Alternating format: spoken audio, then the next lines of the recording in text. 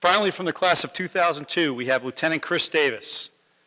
Lieutenant Davis is the commanding officer of the Coast Guard cutter Bainbridge Island, a 110-foot patrol boat in Sandy Hook, New Jersey.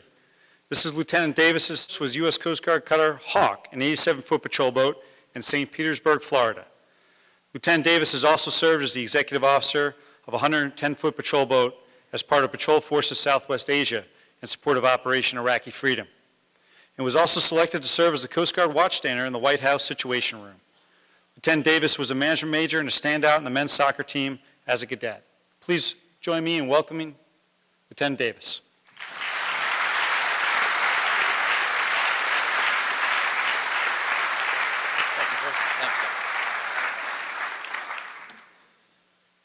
Some tough acts to follow, especially as I just drank a whole pitcher of water.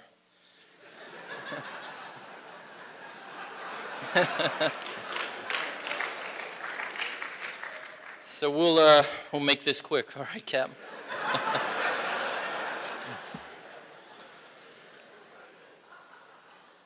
I love the idea of moving the Epiphany forward. We're hoping to get you guys to understand the value of the program while you're in the program, thus recruiting you into the process and really releasing your energy. Adding your energy to a training program which hopes to provide game-changing leaders to the fleet. But this is no small feat. I know. Cadets are cheerfully cynical. It's how you survive. We all share that memory with you. Really, because the Epiphany is tough to come by sitting and listening to this talking head or reading a book or whatever.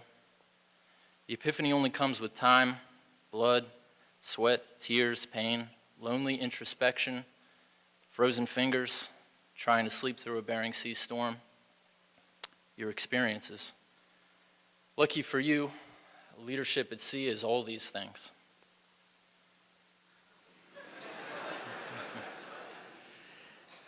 And yet somehow they combined into an intoxicating high, a feeling so addictive that suckers like me keep going back for more. But I'm not alone. Look at you guys.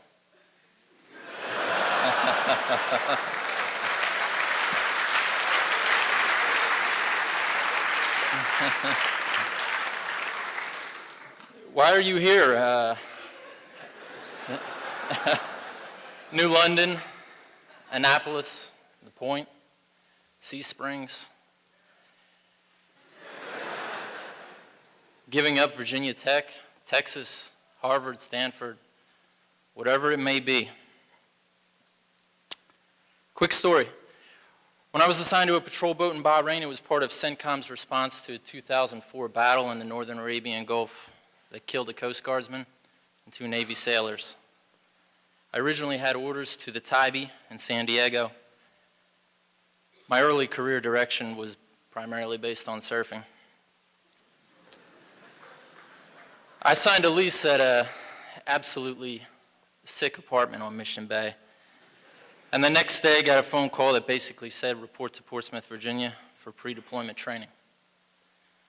Over the next 10 months, my boat would log 5,500 operational hours, which is about 3 times the rate of a stateside 110.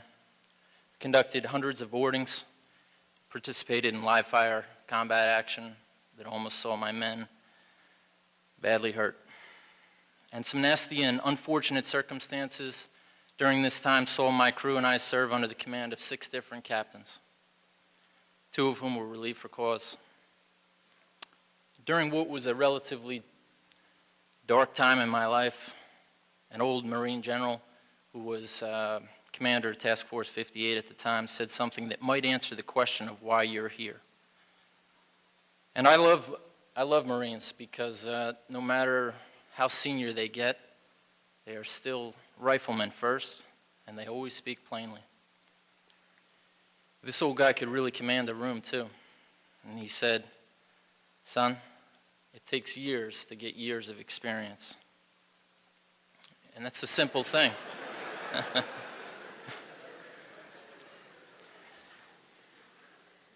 I don't even know why he said it, and it certainly didn't sink in at the time.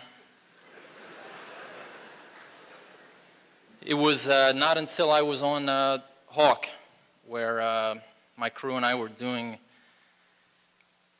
dangerous / foolish things, chasing go fast with no lights on, close to the reef lines, with my XO looking at me like I was out of my mind. But I had the experience of Bahrain, kind of backed me up there. I started to understand. But of course, my hope here is that a few of you might latch onto this simple truth now, and maybe the academy will seem a bit different in your eyes. Maybe you won't spend your whole time here just waiting to graduate, which can be the tendency, I know. When I was a swab, the first day, this very smooth commander talked to us in Dimmock Hall. He described the academy as a 200-week training program, which I found very depressing. At that point, I didn't think I would make it 2 weeks. I'm sure you all know the day that I'm talking about. Even you guys from West Point, and Air Force, Navy, we all share it. So here you are in a 200-week training regimen. Why? I already mentioned, I don't think the academy's academics, nautical science, etc., these are not the reason. The real curricula is the Corps itself. It is you. A moody, powerful, complex living thing, which every one of you is a part of, for better or for worse. The Corps will always be a part of you. It is where you will develop the habits, good and bad, that will be your foundation. In 10 years, when you drive through the gates, as I did just a few hours ago, you'll still feel small as you look at Bear Drive and remember the Corps in full review. My family lives in Sea Springs, and I was there this past weekend. My dad has season tickets to Air Force football. We were there to see them play Army.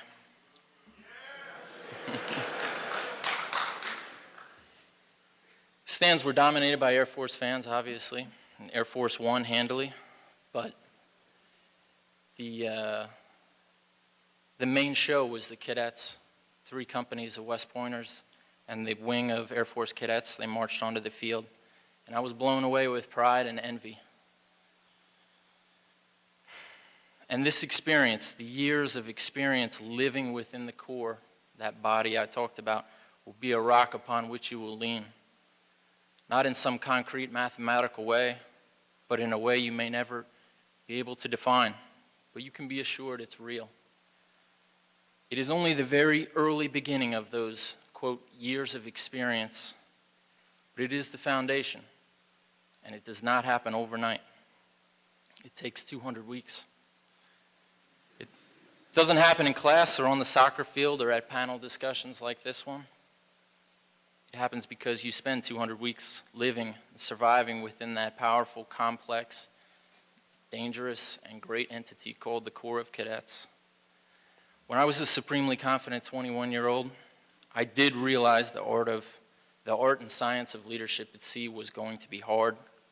I just didn't know how long it would take to get good at it. I mean, I was SWAB summer cadre, right? We're good to go.